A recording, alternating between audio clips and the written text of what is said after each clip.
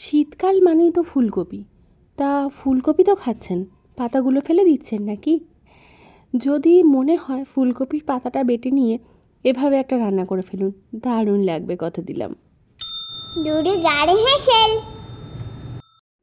সরাসরি চলে এলাম দুর্গার হেসেলে।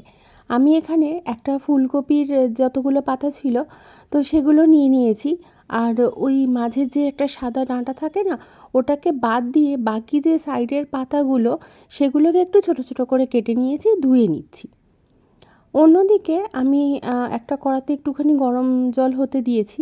তো জলটা গরম হতে তার মধ্যে নুন দিয়েছি।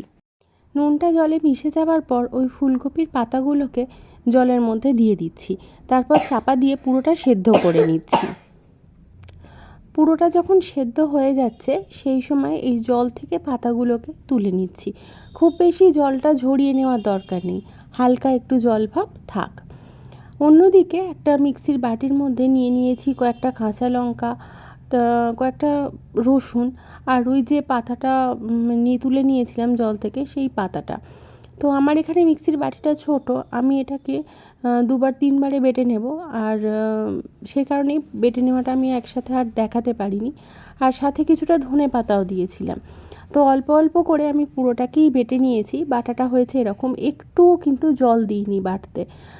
আর বাটাটা হয়ে যাবার পর এখানে কড়ার মধ্যেই আমি আগে সর্ষের তেল গরম হতে দিয়েছি। তারপর দিয়ে নিলাম হচ্ছে কালো জিরে আর শুকনো লঙ্কা ফোড়ন হিসাবে। তো হলো কি, এখানে যে কড়াতে আমি এটা সিদ্ধ করেছিলাম শাকটা, সেই কড়াতেই আবার বসিয়েছি, ওই জন্য কড়াতে কিরকম একটা দাগ মতো হয়ে গেছে। তো ফোড়নটা রেডি হবার পরে আমার কাছে যে ফুলকপির পাতাটা বেটে রেখেছি সেই বাটা পাতাটা আমি দিয়ে নিলাম। এই পাতাটা বাটতে কিন্তু আমি একটুও জলের ব্যবহার করিনি। ওই যে পাতাটা তুলে রেখেছিলাম সেইটাতেই বাটাটা হয়ে গেছে আপনা আপনি। আর শুধু কী হয়েছিল, মিক্সির বোলটা ছোট বলে আমি ভার দুয়েক পাতাটা ভাগ করে করে দিয়েছিলাম। তো সামান্য নুন দিয়ে নিলাম, মানে যেহেতু জলের মধ্যে নুন ছিল, নুন থাকা অবস্থায় সিদ্ধ হয়েছে, তাই নুনটা একটু বুঝে দিতে হবে। চিনি দিলাম, হলুদ দিলাম। হলুদ দিলে বেশ একটা সুন্দর রঙের মধ্যে ব্যালেন্স আসে। আর কিছুই নয়, এবার এটাকে সময় ধরে ধরে আর ভালো করে শুকনো করে নিতে হবে। প্রথম চোটে মনে হবে যে এটা শুকনো হয়ে গেল, প্রায় সাথে সাথেই মনে হবে যে এটা শুকনো হয়ে গেছে। কিন্তু এই সময় যদি এটা আপনি নিভিয়ে দেন গ্যাসটাকে, তাহলে খানিকক্ষণ পরেই না শাকটা থেকে জল কাটবে। তাই এই শাকটাকে শুকনো হতে খুব কম করে হলেও 10 থেকে 15 মিনিট সময় কিন্তু লাগবে। এবার আপনি আপনার সুবিধা মতো গ্যাসের ফ্লেমটাকে লো টু মিডিয়াম করে নিতে পারেন।